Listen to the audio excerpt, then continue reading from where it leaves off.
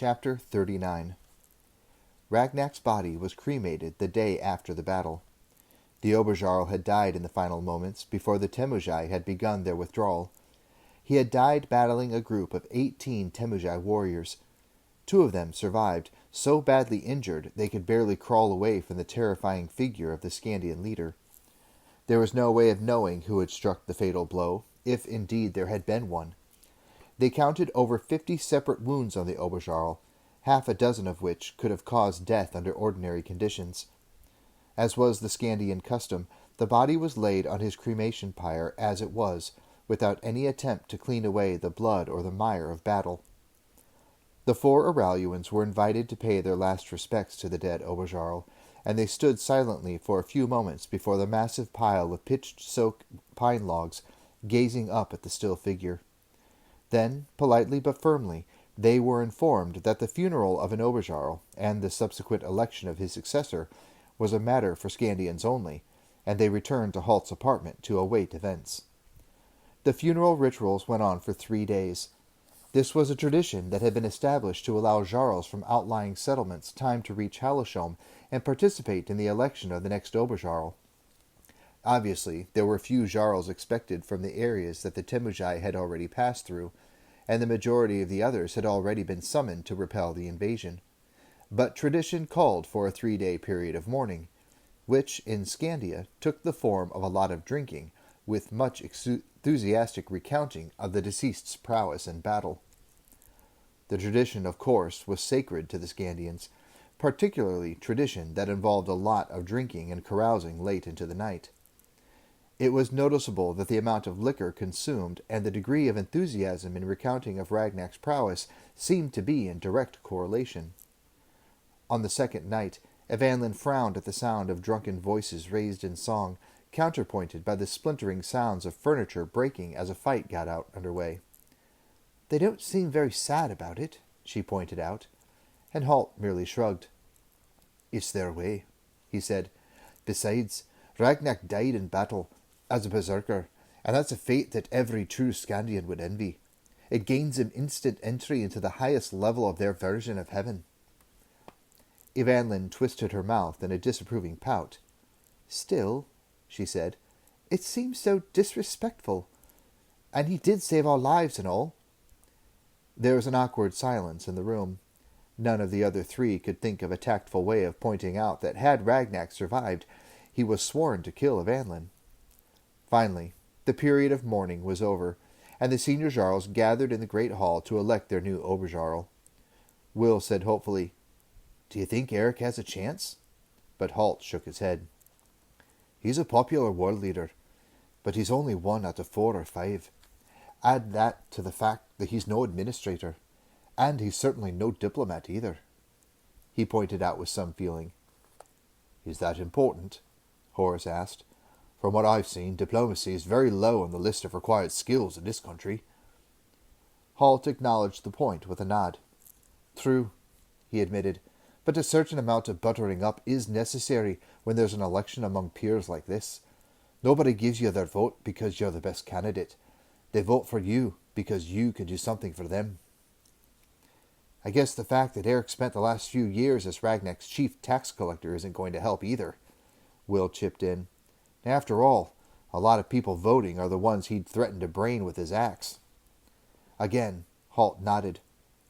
"Not a good career move if you hope to be Oberjarl one day." In truth, the ranger was indulging in a mild form of personal superstition by talking down Eric's chances in the election. There were still issues to be settled between Skandia and Araluan, and he would have preferred to be settling them with Eric as the Skandian supreme leader.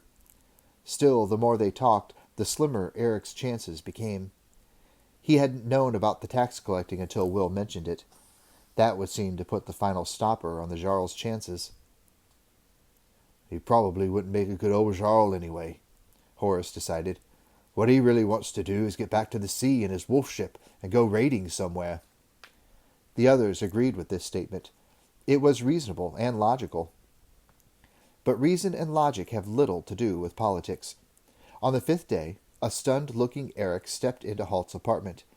He looked around at the 4 expectant faces and said, "I'm The new Oberjarl." "I knew it," said Halt instantly, and the other three looked at him totally scandalized. "You did?"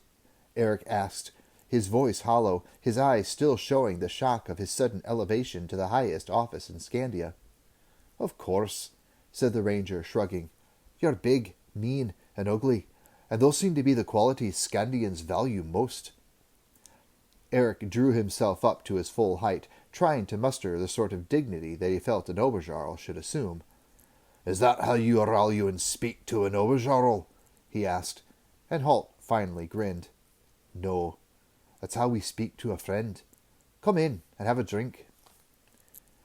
Over the next few days, it began to appear as if the Council of Jarls had chosen wisely. Eric quickly moved to end old feuds with other Jarls, particularly those he had visited as his role as tax collector, and surprisingly, he kept Borsa in his role as Hilfman. "I didn't think he could stand Borsa," Will said, puzzled, but Halt merely nodded his head in acknowledgement of Eric's choice. "Borsa's a good administrator, and that's what Eric's going to need. A good war leader is someone who knows what he's bad at and hires someone who's good at it to take care of it for him." Will, Horace, and Evanlin had to think that through for a few seconds before they saw the logic in it. Horace, in fact, was still pondering it some time after the others had nodded and moved on to discuss other matters.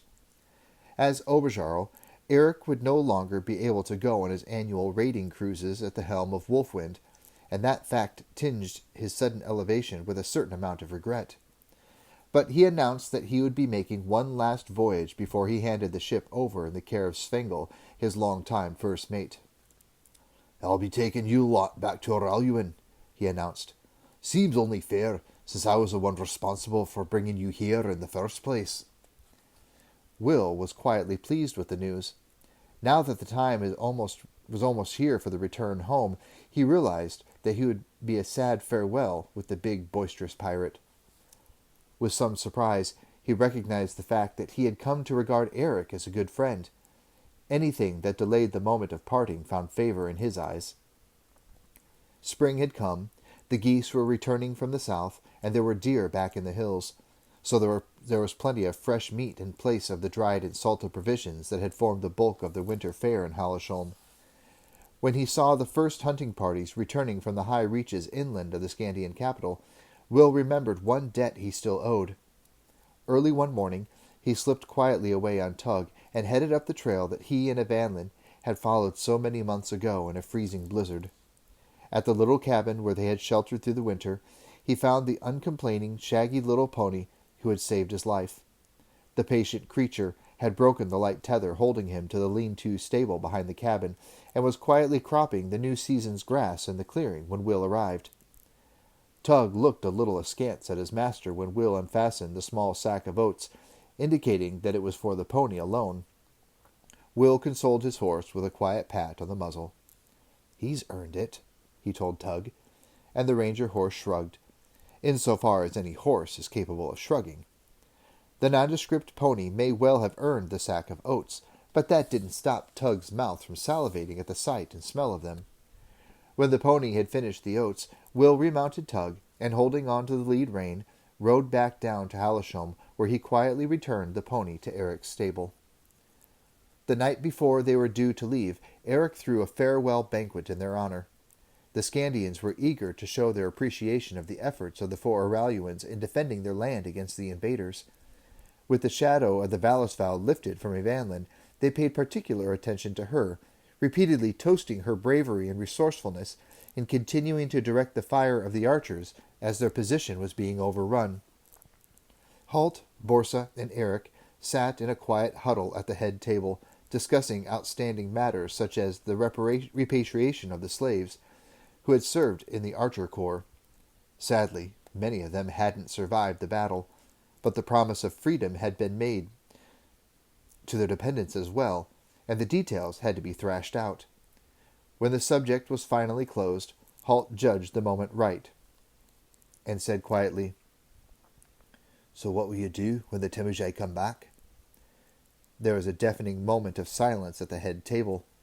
Eric pushed his bench back and stared at the small, grim-faced man next to him. "Come back. And why should they come back? We beat them, didn't we? But Halt shook his head slowly. As a matter of fact, he said, we didn't. We simply made it too costly for them to continue. This time. Eric thought about what he said and glanced at Borsa for his opinion. The Hilfman nodded a little reluctantly. I think the ranger is right, Oberjarl, he admitted. We couldn't have held out much longer. Then he shifted his eyes to Halt and asked him, But why should they come back? Halt took a sip of the rich Skandian beer before he answered. Because it's their way, he said simply. The Temujai don't think in terms of this season or this year or next year. They think of the next 10 or 20 years, and they have a long-term plan to dominate this part of the world. They need your ships, so they'll be back. Eric considered the point, twisting one end of his mustache in his fingers. Then we'll beat them off again, he said. Without archers? Halt asked quietly, and without the element of surprise next time. Again there was a silence. Then Eric said half hopefully, You could help us train archers, you and the boy. But Halt shook his head immediately, and very definitely. I'm not prepared to provide Skandia with such a potent weapon, he said. Once you learn those skills, I'd never know when they might be turned against us in the future. Eric had to admit the logic in the ranger's statement. Skandia and Araluan were traditional enemies, after all. But Borsa, with his negotiator's ear, had caught an overtone in Halt's refusal. But you do have a suggestion, he said keenly. And Halt almost smiled at him. He'd hoped the Hilfman would see where he was heading. I was thinking, he said, that a force of, say, 300 trained archers might be stationed here at a regular basis. They could spend the months of spring and summer here, then be rotated back home during the winter. Araluans, Eric said, beginning to catch on. Halt nodded. We could supply you with an archery force that way. But if it ever came to hostilities between our countries, I'd feel a lot more secure knowing you wouldn't be turning them against us. We need to stipulate that in the treaty, he added casually. Eric looked cautiously at his Hilfman now. The word treaty seemed to have appeared on the table in front of them without his seeing it arriving. Borsa caught his eye and shrugged thoughtfully. I'm proposing that we have a mutual defense treaty for a period of... Halt seemed to think, and Eric suddenly had the distinct impression that he had weighed every word he was going to say well in advance of this moment. 5 years, let's say. You get a viable force of archers. Eric decided it was time that someone else made the running. And you get what? He said abruptly. Halt smiled at him. We get a peace treaty that says Skandia won't be launching any surprise attacks on our country during that period, and that in the event that hostilities become inevitable, our archers will be allowed free passage back home. Eric shook his head abruptly. I'll never convince my men not to raid, he said indignantly. I'd be thrown out of my ear if I proposed that. But Halt held up a hand to calm him down. I'm not talking about individual raids, he said. We can cope with them. I'm saying no more massed attacks like the one with Morgoroth. There was another long pause while Eric considered the offer. The more he thought about it, the more attractive the idea seemed. As well as any of them, he knew how close they had come to being overwhelmed by the Temujai. 300 trained archers would provide a defensive force to Skandia, particularly if they were deployed in the narrow passes and twisting defiles at the border. He realized with a shock that he was beginning to think like a tactician.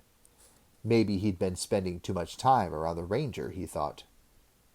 You have the authority to sign a treaty like that? He asked. For the first time, Halt hesitated. In fact, he had no authority at all. As a member of the Rangers, he would have been empowered to sign, but he had been dismissed from the Corps when Duncan had banished him. He could brazen it out now, of course. He was reasonably sure that Crowley or Duncan himself would ratify such a treaty, but when that happened, Eric would know that he had acted falsely, and he didn't think that was a good start to any relationship. I have, said a quiet voice from behind him, and the 3 men looked up in some surprise. Evanlin, slipping away from the enthusiastic toasting and tributes, had been an interested audience to their conversation for the past few minutes. "As Princess Royal of Oraluan, I have the authority to sign on my father's behalf," she told them, and Halt heaved an unseen sigh of relief. "I think it's best if we do it that way," he said. "After all, the princess does outrank me, just a little."